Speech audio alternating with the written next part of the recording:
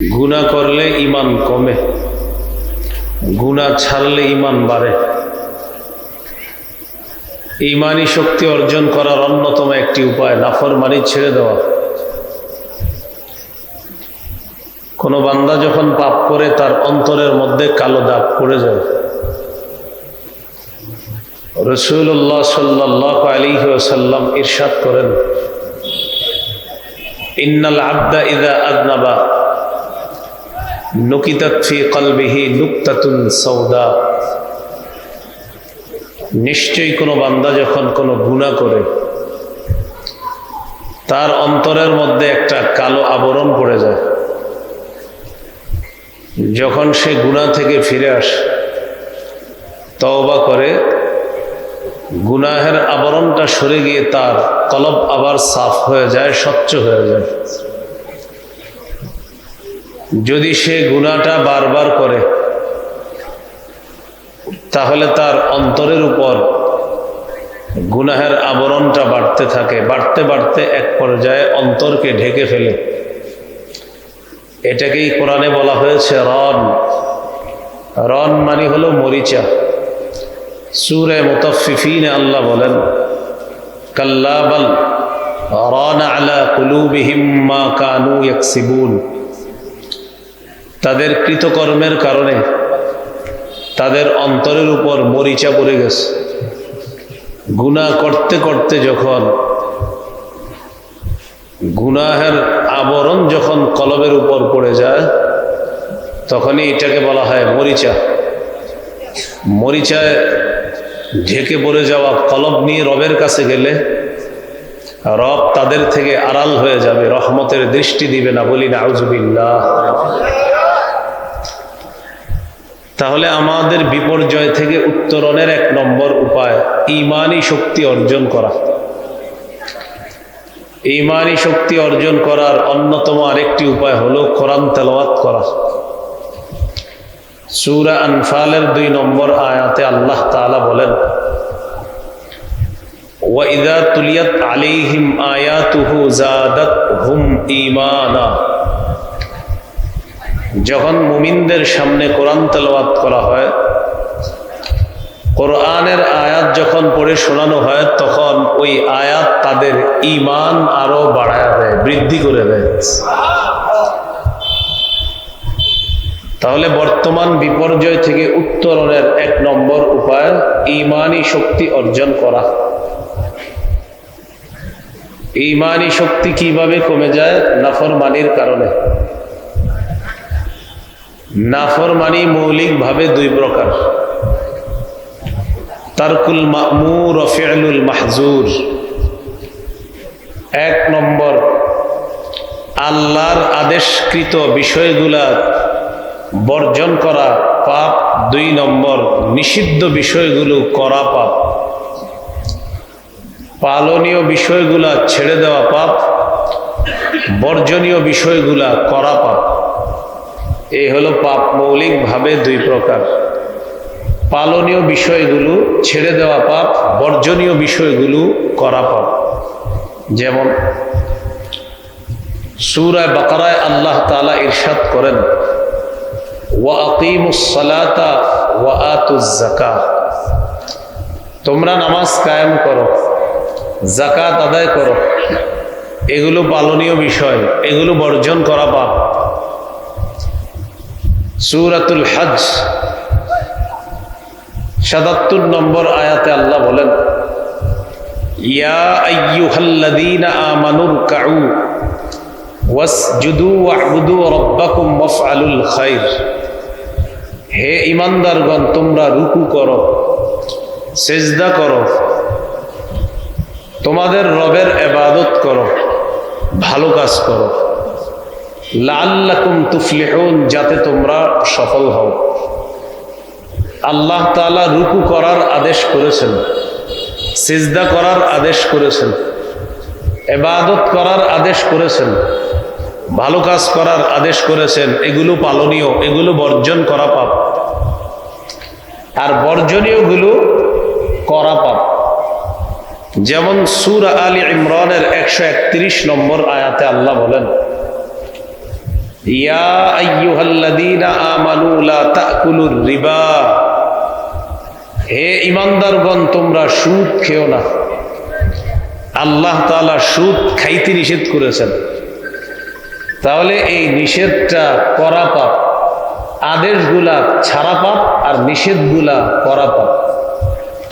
আল্লাহ আমাদেরকে দুই প্রকার পাপ থেকে হেফাজত করেন।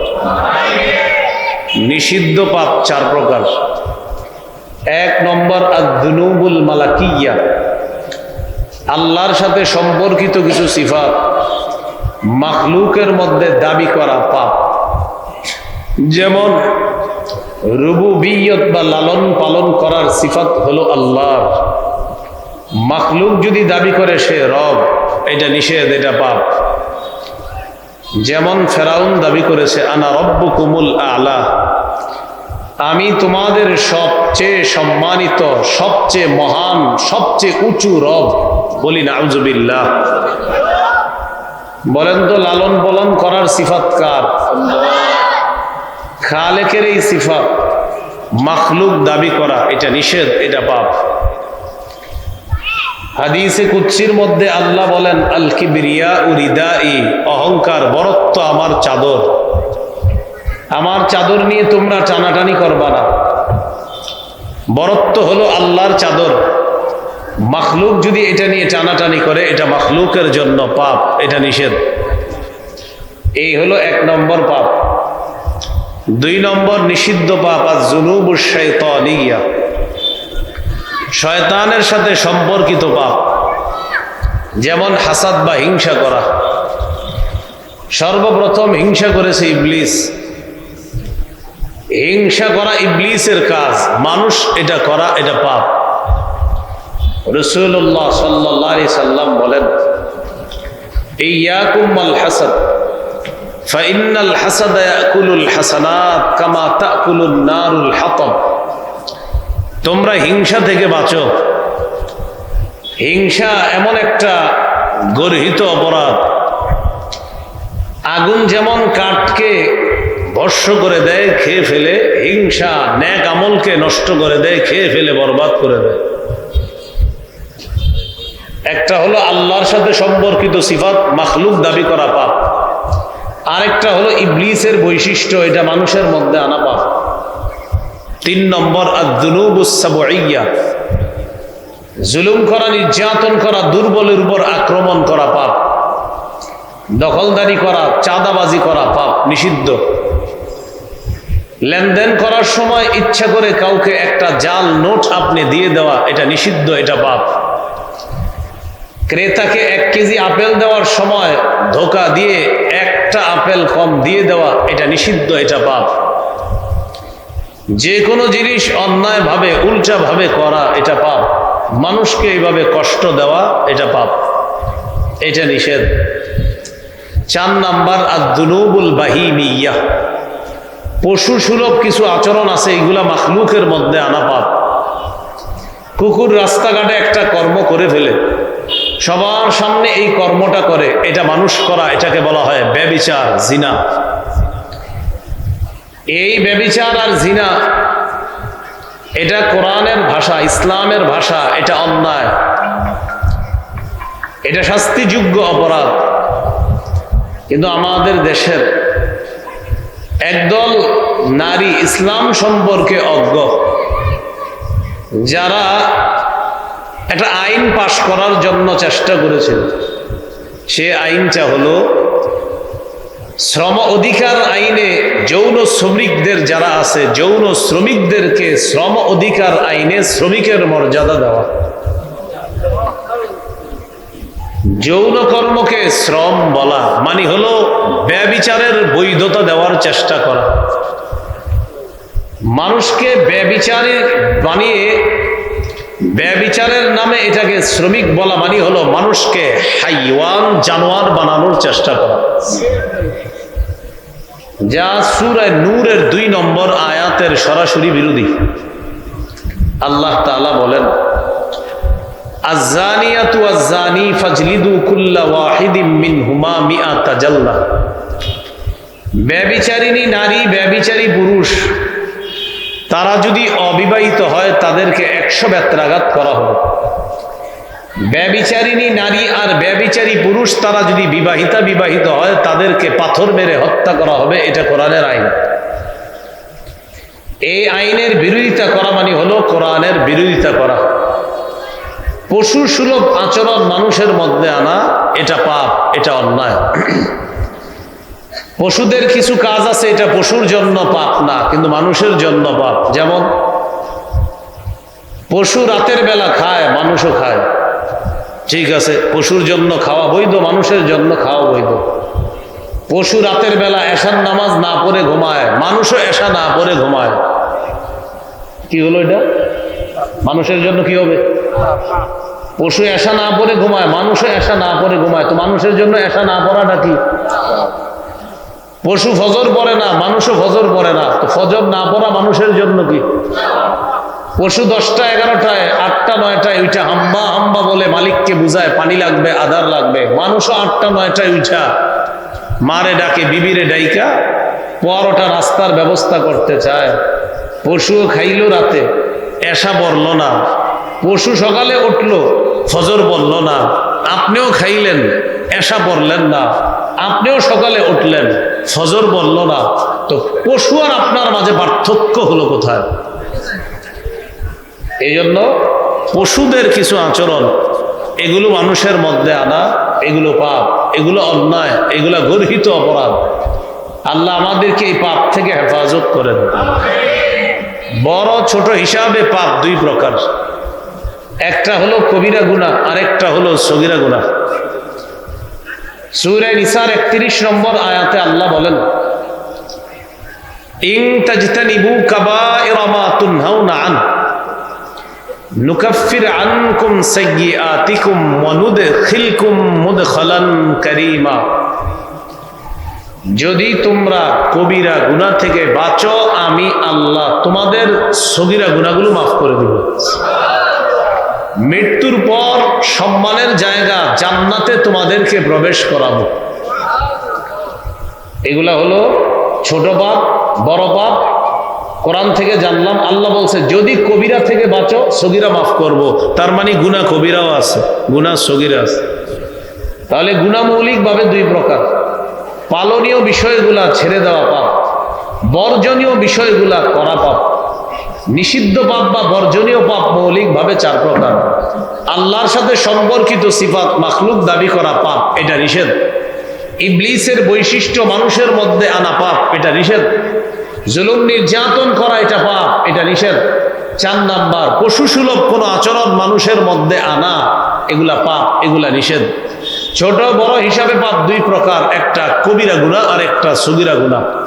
আল্লাহ আমাদের সকলকে সব ধরনের পাপ থেকে বেঁচে থাকার তৌফিক দান করেন। সগীরা গুনাহ থেকে বাঁচার অনেক উপায়, যেমন সহিহ বুখারীর বর্ণনা 6805 নম্বর হাদিসের মধ্যে আছে, রাসূলুল্লাহ সাল্লাল্লাহু আলাইহি সাল্লাম বলেন, যে ব্যক্তি প্রতিদিন 100 বার সুবহানাল্লাহি ওয়া বিহামদিহি পড়বে, হুত্তাত খাতায়া ওয়া ইন কানাত মিথলা জাবাদিল বাহরি, সমুদ্রের ফেনা পরিমাণ গুনাহ হলেও তাকে মাফ করে দেওয়া হবে। আজান দিলে সগীরা গুনাহ মাফ হয়ে যায়, আজান দিলে। রাসূলুল্লাহ সাল্লাল্লাহু আলাইহি সাল্লাম বলেন, আল মুআদ্দিনু ইউগফারু লাহু মাদা সাউতি, মুয়াজ্জিন আজান দিলে তার আজানের আওয়াজ যেই পরিমাণ যাবে এই পরিমাণ পর্যন্ত তার গুনাহ মাফ করে দেওয়া হবে।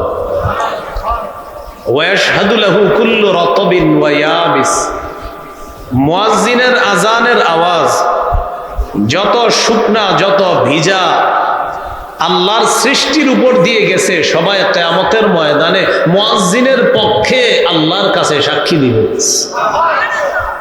তাহলে আজান দেওয়া গুনাহ মাফের একটা উপায়। 2 রাকাত নামাজ পড়া গুনাহ মাফের একটা উপায়। আপনার গুনাহ হয়ে গেছে, আপনি ওযু করে 2 রাকাত নামাজ সুন্দরভাবে পড়বেন।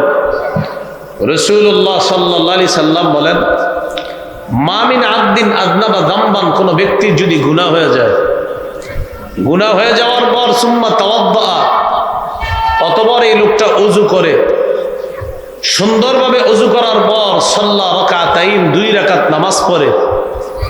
এই ব্যক্তি নামাজ সালাম ফিরাবে, ইল্লা গফারাল্লাহু লাহু যামবা, এই ব্যক্তির নামাজ শেষ, গুনাহ শেষ। গুনাহ মাফের আরেকটা উপায় 5 ওয়াক্ত নামাজ পড়া। সহিহ বুখারীর বর্ণনা 526 নম্বর হাদিস, এক ব্যক্তি রাসূলুল্লাহ সাল্লাল্লাহু আলাইহি সাল্লামের কাছে আসছে। আসার পর বললেন, হুজুর আমার গুনাহ হয়ে গেছে। ওই মুহূর্তে আল্লাহ সূরা হুদের 114 নম্বর আয়াত নাজিল করছে।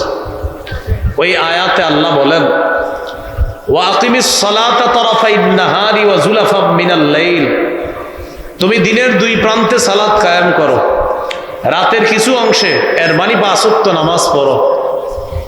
ইন্নাল হাসানাতি ইউযহিবনাস সাইয়্যাত, নিশ্চয়ই পুণ্য পাপের কাজকে মিটায়া দেয়। এখানে পুণ্য দ্বারা 1 নম্বর উদ্দেশ্য 5 ওয়াক্ত নামাজ। কোন ব্যক্তি যদি ইতমিনানের সাথে, পাবন্দির সাথে, একাগ্র চিত্তে নিয়মিত 5 ওয়াক্ত সালাত আদায় করে, আল্লাহ তাআলা তার গুনাহসমূহ মাফ করে দেয়।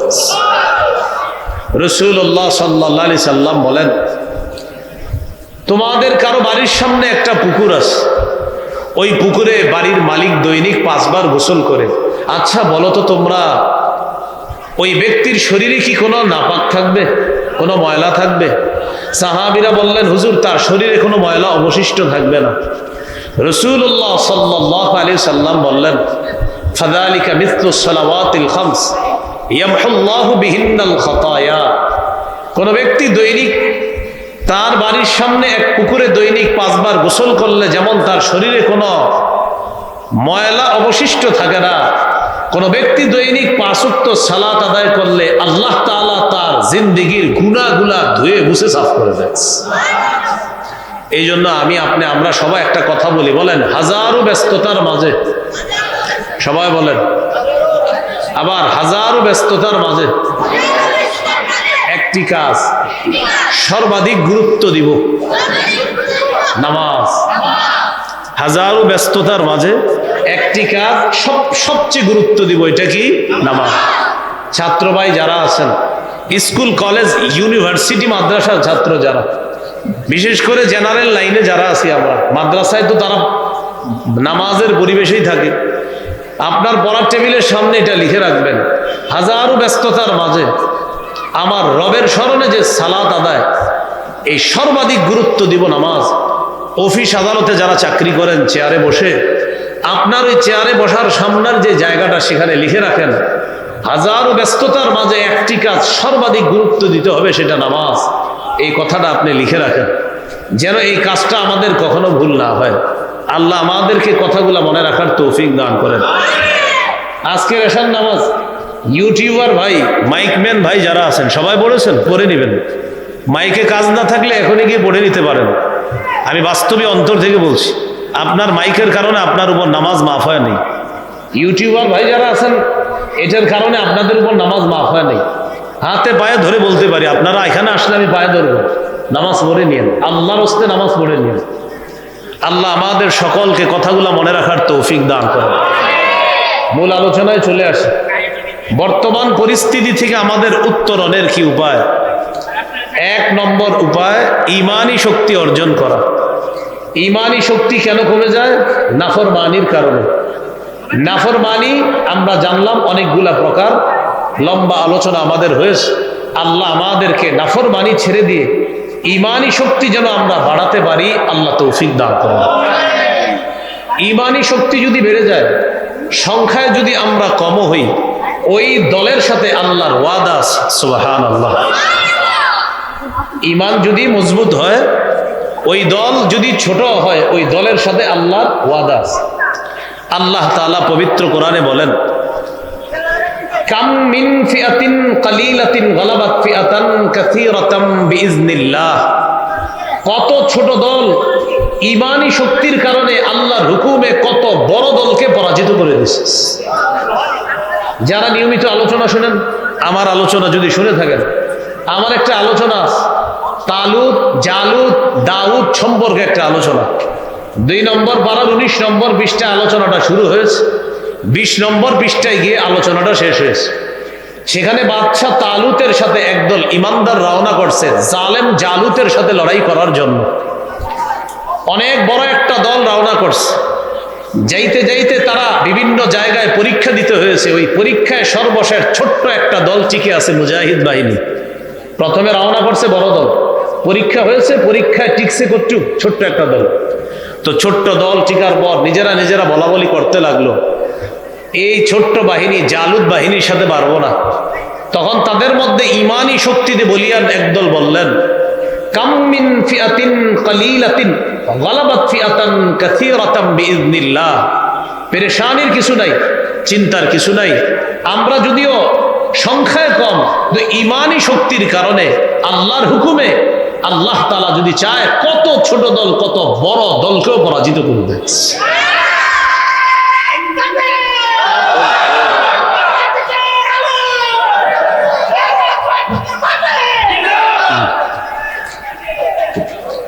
ইমানি শক্তি ভাই, দিক তাকাই।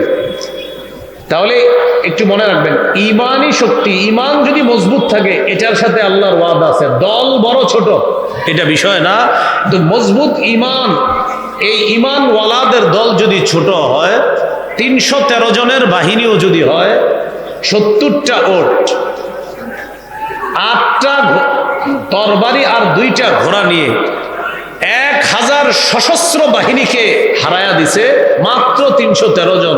এই 313 জনের ইমানি শক্তি ছিল মজবুত।